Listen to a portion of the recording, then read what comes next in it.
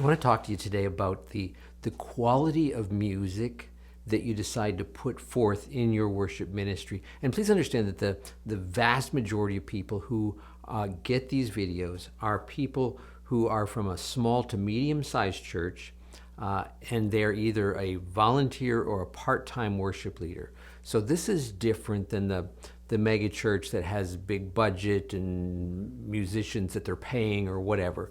This is a smaller, medium-sized church.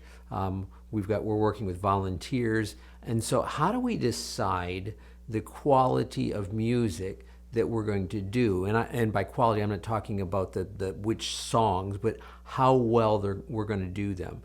You know, I talk to so many worship leaders, and they're like, well, we can't pull off what they do, what they sound like on the recording, or what the big church, across town does, and that's okay. The idea is what's going to work for your church. So, couple of thoughts about this. One is that you need to dialogue with the church leadership to be sure that you guys are on the same page, your pastor, whoever, because my experience has been that there are a couple of things that can happen. One is that the worship leader says, man, we want to do the absolute best. We want this to be a 10 out of 10. And the leadership of the church isn't as concerned about that. I'm not saying they want sloppy bad, but they don't necessarily insist that it be like the absolute best. The other possibility is that the worship leader is maybe not up to the standard that the leadership is expecting. So one of those two things often happens in many churches. And so my suggestion is that you dialogue about that. What are you expecting, leaders, pastor?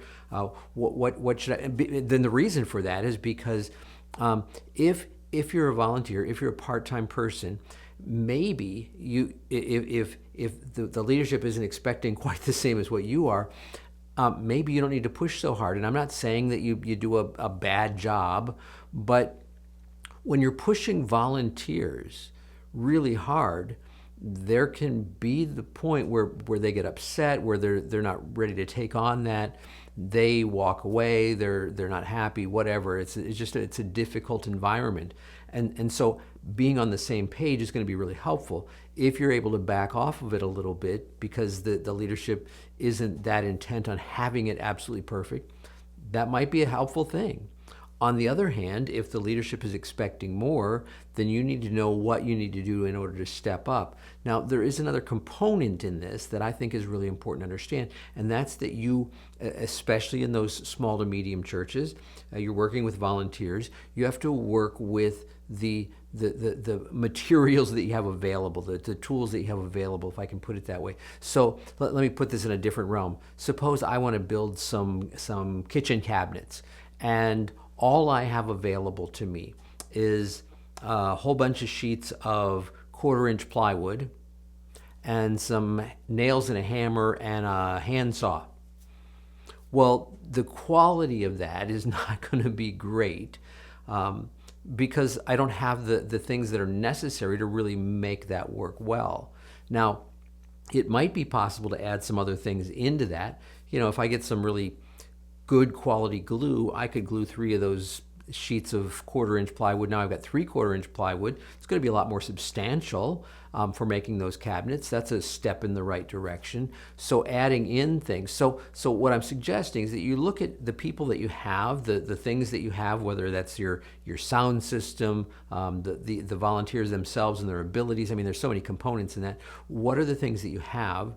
And what are the limitations of those things that are going to keep you from getting to wherever it is that you want to be? Once you've discussed with leadership, this is where we need to be. What ends up looking like is going to be determined by what you have available. And so, then at that point, when you've done that assessment, you can say, hey, all right, this is what we can do now. But if we had this and this and this, then that would make a big difference. And so those are the things that you're praying for and maybe even recruiting for.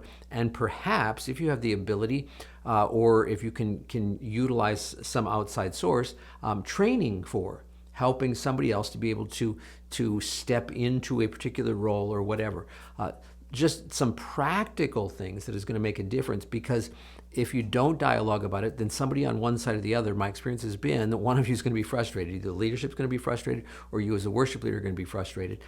Talk about it and then look at realistic assessment. What does that mean? What do we have? How can we get to where we want to be? When you dialogue through those things, then it'll give you a more practical, tangible game plan to work toward making what you want to see happen actually happen.